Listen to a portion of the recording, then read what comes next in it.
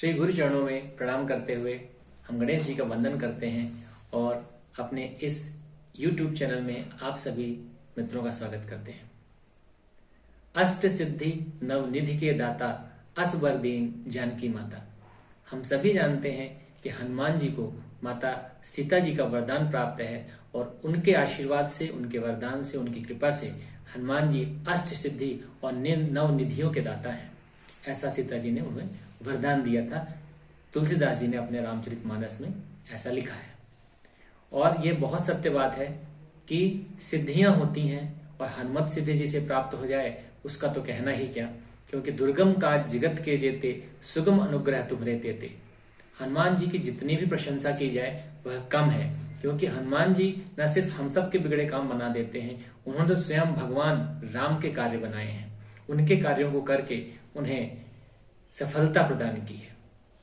आज social media में हर तरफ एक नाम बहुत प्रसिद्ध है और वह है बागेश्वर धाम बालाजी हनुमान जी का।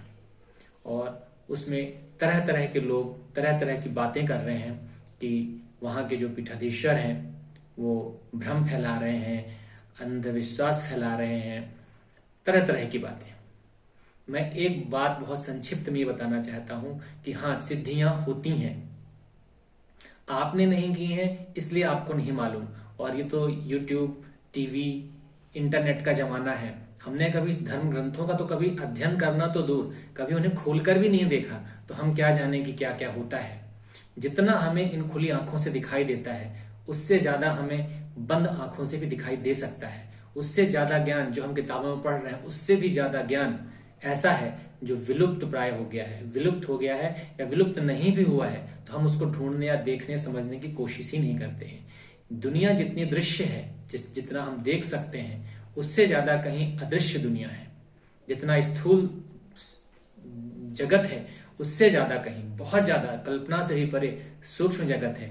और वह सभी शक्तियां पूरी तरह से एक्टिव हैं, सक्रिय हैं और वो हमें अपनी कृपा देने, अपना वरदान देने, अपना आशीर्वाद देने के लिए लालायित हैं। पर हम तो बस इंटरनेट में उलझे हुए हैं। इंटरनेट की हम बुराई नहीं कर रहे हैं, हर चीज के फायदे और नुकसान होते हैं, पर हम इंटरनेट से ही सिर्फ ज्ञान ले रहे हैं। हम पोथी पढ़ना जानते ही नहीं, ग्रंथ पढ़ना ही नहीं चाहते, देखना ही नहीं चाहते, छूना ही नहीं चाहते हैं। हमें लगता है बस YouTube खोलेंगे और सब कुछ मिल जाएगा। मिल जाएगा, पर आपको उसमें ढूंढना पड़ेगा, आपको परखना पड़ेगा कि ज्ञान कहाँ है। उसी प्रकार ग्रंथों को आप ढूंढिए, उसमें रिसर्च शब्द यही आया है कि हमें फिर से उसकी खोज करनी है कि ज्ञान है तो सब जगह बिखरा पड़ा है, पर असली ज्ञान क्या है, सच्चा ज्ञान क्या है। बहुत सारी सिद्धियां होती हैं और मिल सकती हैं और बहुत बड़ा प्रयास भी नहीं करना है उनके लिए।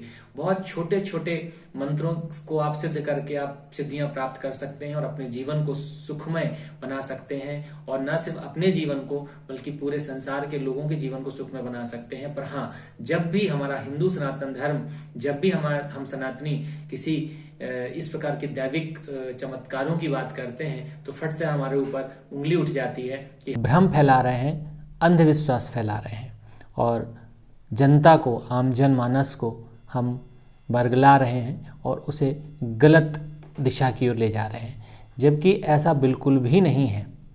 हमारे धर्मशास्त्र, हमारे वेद पुराण दिव्य चमत्कारिक मंत्रों से भरे पड़े हैं।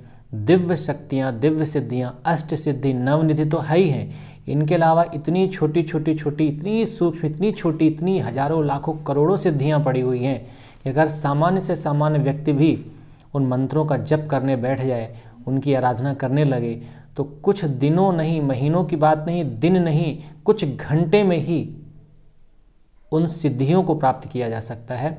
और सच तो ये है कि जहाँ प्रसिद्धि की बात है, अगर आपने देखा होगा अधिकतर लोग, भारत गांव का देश है, गांव से जुड़े लोग, अधिकतर लोग गांव से जुड़े थे और आज भी जुड़े हुए हैं।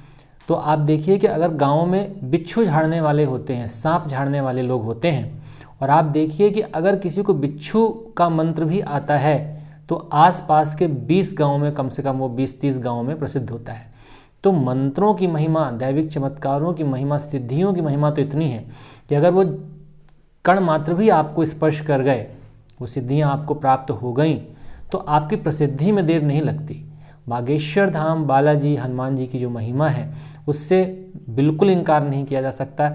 हम इस बात को नहीं कह रहे हैं कि उनके जो पीठाधीश्वर हैं उनके पास कौन सी शक्ति है, पर निश्चित रूप से उनके पास कोई सिद्धि अवश्य है जिसके माध्यम से वो लोगों को उनके भूतकाल के बारे में बताते हैं। जी हाँ, ध्यान रखिए, भूतकाल के बारे में बताते हैं। बहुत सारी सिद्धियां ऐसी हैं जो बहुत ही आसानी से सिद्ध भी हो सकती हैं, हो जाती हैं, हो सकती नहीं, हो जाती हैं, और बड़ी बड़ी सिद्धियां भी हैं जो कुछ थोड़े प्रयास से सिद्ध हो सकती हैं। पर अधिकतर सिद्धियां जो हैं जो बहुत थोड़े प्रयासों से सिद्ध हो जाती हैं, वो सिद्धियां आपको प्रसिद्धि दे सकती हैं, धन दौलत दे सकती हैं, और स्पेशली विशेष तौर पर आपको आपके भूतकाल के विषय में बताती हैं, आपका भविष्य नहीं बताती। जितने भी इस समय YouTube में जितने भी धाम फेमस हैं, जैसे बागेश्वर धाम, करौली सरकार, पंडोखर धाम, आप एक चीज़ नोटिस करिए, कहीं भी जिन 3 लोगों के मैंने नाम लिए, कहीं भी इस बात में मुझे डाउट नहीं है कि उनके पास सिद्धियां नहीं हैं, वो फेक हैं, माइंड रीडिंग कर रहे हैं। ऐसा नहीं, ऐसा कुछ भी नहीं है। वो माइंड रीडिंग नहीं कर रहे हैं, वो 100% जो है वो सिद्धियों के माध्यम से ही लोगों को बता रहे हैं, उनका भूतकाल बता रहे हैं, और उनके कामों को कुछ हद तक शायद कुछ उनको उनके कामों में सहयोग कर रहे हैं, उनको सफलता मिल रही है, लोगों के काम बन रहे हैं। पर आप देखिए कि कोई भी जो भी पीठाधीश्वर हैं वो सिर्फ भूतकाल बता रहे हैं, भविष्य की कहीं एक शब्द की भी कोई चर्चा नहीं कर रहा है। जो कर रहा है तो झूठी कर रहा है, क्योंकि किसी के काम नहीं सिद्ध हो रहे हैं। काम अगर बन भी रहे हैं, माफ़ कीजिए, काम सिद्ध हो रहे होंगे, हमने तो देखा नहीं, हमने तो सुना नहीं, इसलिए ये नहीं कहेंगे कि काम सिद्ध नहीं हो रहे हैं। पर हम ये जरूर कह रहे हैं, किसी ने भी उन सिद्धियों के माध्यम से किसी भी व्यक्ति को उसके भविष्य के बारे में नहीं बताया। यानी ये सिद्धियां सिर्फ भूतकाल बता सकती हैं, जो समय आपके जीवन से बीत गया, चाहे वो बस 1 सेकंड पहले की ही बात हो। आपने देखा होगा बागेश्वर धाम के जो पीठाधीश्वर हैं, कई बार उन्होंने कुछ लोगों को रोक लिया। जब उनके पास लोग आते हैं, उनके बारे में बताते हैं, फिर लोग जाने लगते हैं, बोलते हैं रुको, गाली क्यों दे रहे थे मन में। तो वो सिद्धियां बताती हैं कि अभी आपको गाली दे रहा था। तो वो एक क्षण पिछला बता सकते हैं, पर उनसे कहिए कि अगले 5 सेकंड आगे क्या होने वाला है, 10 सेकंड आगे क्या होने वाला है। क्या 10,000 की जनता जो उनके सामने बैठी, उनमें से कहीं कोई मर जाएगा, या किसी को उल्टी हो जाएगी, या किसी को बीमारी हो जाएगी, कोई चक्कर खा के गिर जाएगा, वो नहीं बता सकते। एक अंदाज़ा वैसे ही कोई बोल दे, एक अलग बात है, पर भविष्यवाणी के रूप में कोई कह देना ये बिल्कुल असंभव है। भविष्यवाणी असंभव नहीं है, पर इन लोगों के पास जो भी सिद्धियां हैं वो भविष्य के बारे में कुछ भी नहीं बताती। हमारा हिंदू सनातन धर्म, हमारे वेद पुराण, जितने भी धर्म ग्रंथ हैं, वो इतने ज़्यादा समृद्ध हैं कि अगर उनके एक भी ऋचाओं का, वेद की एक भी ऋचाओं का अगर हमने अच्छे से अध्ययन कर लिया, उसको समझ लिया, उसे बताई हुई विधि से सिद्ध कर लिया, तो साक्षात ईश्वर सामने आ सकता है।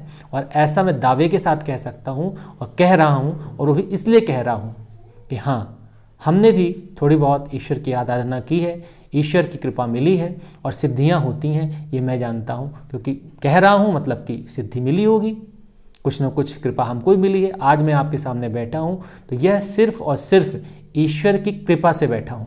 लोग बहुत सारे ग्रंथों का अध्ययन करते हैं, कई साल पढ़ते हैं, डिग्रियां लेते हैं, तब जाके वो अपने नाम के आगे आचार्य, शास्त्री या कुछ भी ऐसी चीज़ें लगा पाते हैं। पर आज मैं आपके सामने बैठा हूँ सिर्फ ईश्वर की कृपा से ही। मैं जो आपको बोल रहा हूँ या जो भी मैं ज्योतिष के माध्यम से प्रेडिक्शन करता हूँ, ज्योतिष फलित करता हूँ, वो सिर्फ और सिर्फ ईश्वर की देन है। मुझे ये कहने में कोई भी तनिक भी हिचक नहीं है कि मुझे तो ज्योतिष की किताबों से तो मेरा कोई लेना देना है ही नहीं, मैंने कोई कोर्स किया ही नहीं है। तो ये नहीं कहा जा सकता कि सिद्धियां नहीं होती हैं। विशेष समुदाय हैं हिंदू समाज के अलावा, हिंदू समाज के अलावा कुछ ऐसे भी समुदाय हैं, ऐसे लोग हैं जो अगर हिंदू सनातन धर्म के जो चमत्कार, ईश्वरीय चमत्कार जब दिखने लगते हैं तो उनके पेट में सबसे पहले दर्द होने लगता है। वो अपने धर्म में नहीं देखते हैं कि कितनी ज़्यादा गंदगी वो फैला रहे हैं, कितनी गलत भ्रांतियाँ फैला रहे हैं आम जनमानस में।